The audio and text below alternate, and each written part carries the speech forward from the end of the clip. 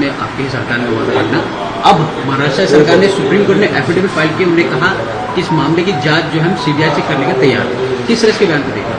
देखो, ये राज्य की जो ईडी की भाजपा प्रणीत सरकार है उसका फेल्योर है, और राज्य के जो होम मिनिस्टर है देवेंद्र फडणवीस, उनका भी फेल्योर है। क्योंकि 2020 में ये मॉब लॉन्चिंग हुई थी साधु के ऊपर, तो उस समय में जो भी कोई लोग सामने आए थे उसमें बीजेपी का सरपंच उसमें इन्वॉल्व था, बीजेपी के लोग इन्वॉल्व थे, ये भी बात स्पष्ट हुई है। और ये बातों को छुपाने के लिए इस तरह से कोर्ट में एफिडेविट करना और ये प्रकरण को सीबीआई को देना।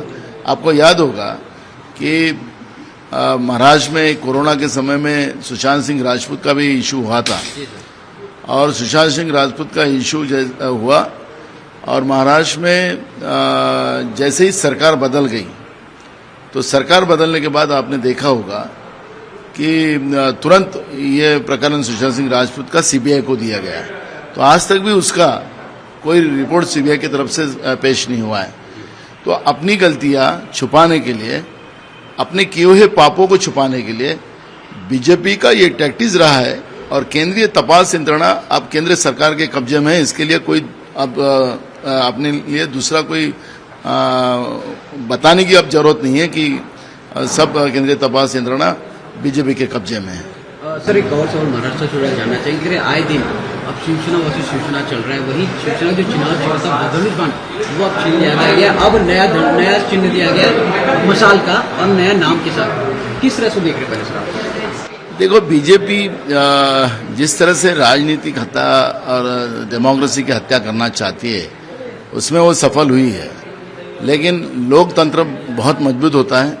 जब भी ऐसा मौका आता है तो जो लोग इसमें इन्वॉल्व होते हैं उन्हीं के ऊपर लोग उनको सबक सिखाते हैं। बीजेपी को जनता सबक सिखाएगी। अभी बाई इलेक्शन मुंबई में अंधेरी में होने जा रहा है असेंबली का, उसमें आपको रिजल्ट आएगा।